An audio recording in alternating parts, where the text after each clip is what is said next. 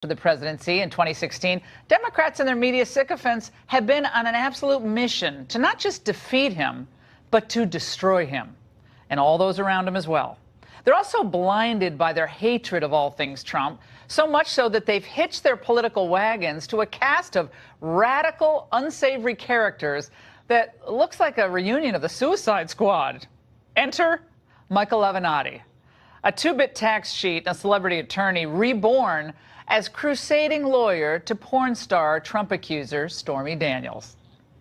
The president trusted Mr. Cohen as his fixer for years. He trusted him with his innermost secrets, and I think that the chickens are about to come home to roost.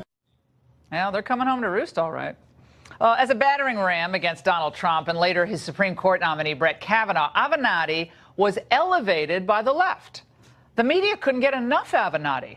He went from huckster, hard-charging plaintiff's lawyer to a nationwide brand. His face was suddenly plastered all over TV. And print?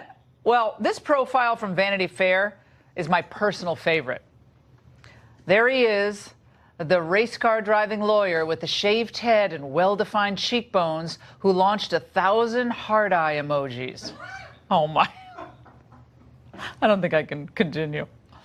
Now, the piece goes on to address some pretty salacious rumors about his tan. I don't fake bake, he said. He does moisturize twice a day, but shuns complicated skincare products such as eye creams and 40-minute masks.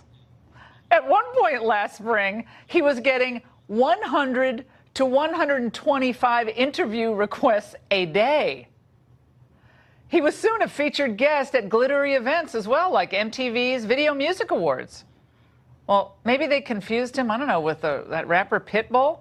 I see the similarity. Their political and entertainment, the political and entertainment media, they just worked overtime to showcase all things Avenatti. Thank you very much. What's right is right. You saw this coming. You were putting a lot of chips on what was going to happen with Michael Cohen and what it would mean for your case. But today, your stack's looking a little higher. Little higher. All right. Michael Avenatti, thank you very much. Appreciate it. Look, Avenatti has been getting fed information that has wound up being more true than not. What he's doing on TV, that's his business and the people who put him on. We're going to bring in a key player from all of this, Michael Avenatti, because he sees it differently. Curiously, neither Cuomo nor Don Lemon, though, covered Avenatti's arrest last night by the LAPD on domestic abuse charges. Wonder why. Though last night, Anderson Cooper did cover Avenatti's post-prison press conference. And I appreciate it. Thank you. That's Michael Avenatti, who's just, I guess, MJ, been released from custody. We're, of course, going to continue to follow the story tonight. There's even more breaking news this time in the Russia investigation, potentially big development as we wait for new moves from Special Counsel Mueller. That is next. Wait. I missed that. Wait, that was like a drive-by mention. He's like, okay, can we move on to the next topic now? Please, go. Well, from Weinstein to Sharpton to Farrakhan and now to Avenatti, the Democrats have a pattern, don't they, of aligning themselves with seedy figures, even if it means betraying the Democrats' espoused values that would actually advance their cause. The Democrats are more than happy to sell out basic principles of decency and fairness in their efforts to take down Trump and, frankly, anyone connected to him. At least Avenatti was forthright in his intentions, though. I believe that our party, the Democratic Party, must be a party that fights fire with fire. So I say, when they go low, we hit harder. Wasn't that what the woman is saying, accusing him? But the Dems should have seen the Avenatti flameout coming a mile away. A guy who tried to cheat his law partner out of millions in fees, a guy who was evicted from his own offices, who was willing to cast his lot with a sad figure like Daniels, a guy who stooped even lower to peddle Julie Swetnick's false and, frankly, defamatory claims against Kavanaugh. Avenatti was an arrest waiting to happen.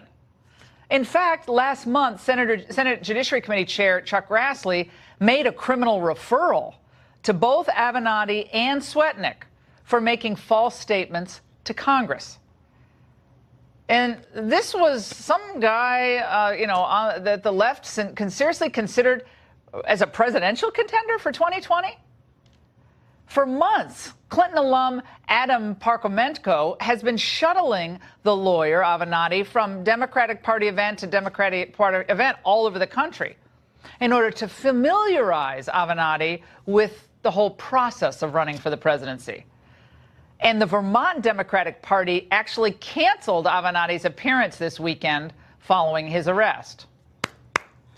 Well, in a twist of fate, the man who urged us to believe the women making wild, decades-old allegations against Kavanaugh now has a change of perspective. I have never struck a woman. I never will strike a woman. I have been an advocate for women's rights my entire career, and I'm going to continue to be an advocate. I am not going to be intimidated from stopping what I am doing. I have a question. Can you advocate for women's rights behind bars? I guess they do have those desks set up in prison. How will Democrats and liberal women who embrace this would-be Trump, he's innocent until proven guilty, and I said that last night, but will CNN give even a